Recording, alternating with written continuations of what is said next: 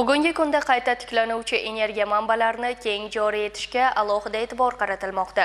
Jumladan ishlab chiqarish quvvatlariga muqobil energiya manbalarini tatbiq etish nafaqat soha rivojiga, balki energiya tejamkorligiga ham xizmat qilmoqda.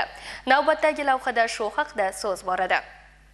Viloyatimiz sanoat korxonalari faoliyatini inobatga olib ishlab chiqarish jarayonlariga tejamkor elektr manbalari hamda uskunalarni tatbiq etishga ham alohida e'tibor qaratilgan.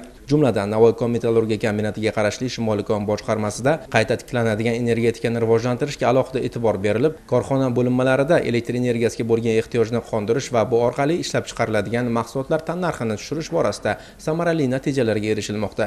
Xususan, 3-sonli gidrometallurgiya zavodi energetika xizmatining asosiy vazifasi ishlab chiqarishga siz barcha turdagi energiya resurslarini yetkazib berish hisoblanadi. Zavodning texnologik qurilmalarini ishga tushirish va elektr energiyasi bilan ta'minlash uchun 7 ta yuqori kuchlanishli tarqatish punkti va 39 ta transformator podstansiyalari mavjud bo'lib, jami o'rnatilgan quvvat 100 kilovatdan ortiqni tashkil etadi. Bugungi kunda zavodda dunyodagi yetakchi hisoblangan elektr qurilma va uskunalarni ishlatib kelinmoqda. Zavod energetika xizmati xodimlari oldida yangi zamonaviy elektr uskunalarni boshqarishni o'zlashtirish kabi muhim ishlar yuklatildi.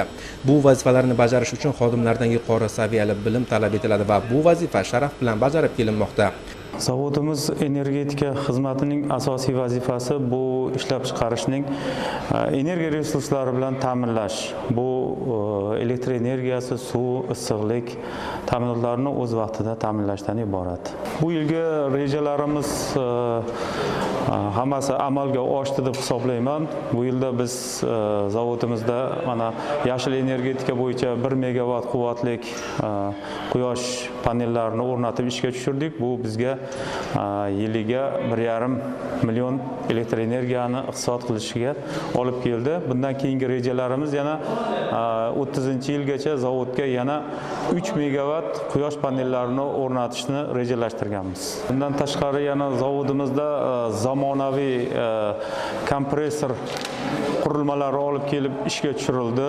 Bu ZH kompressorlari biz 3150 kilovatlik K500 kompressorlarini o'rniga 2250 kilovatlik kompressorlarni, zamonaviy kompressorlarini olib kelib ishga tushirdik.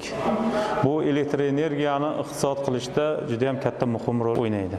Zavod energetika xizmatining hozirgi kundagi asosiy vazifalaridan biri bu ishlab chiqarilayotgan mahsulotdan narxini pasaytirish uchun muqobil energiyadan foydalanilib, energiya resurslarini sarfini kamaytirish. Bu sohada ham bir qancha ishlar olib borildi. Misol uchun, hozirgi kunda zavod hududida quvvati 1 megavat bo'lgan quyosh elektr stansiyasi ishga tushirildi. Bu yiliga 1,491,780 kilovatt-soat elektr energiyasini iqtisod qiladi.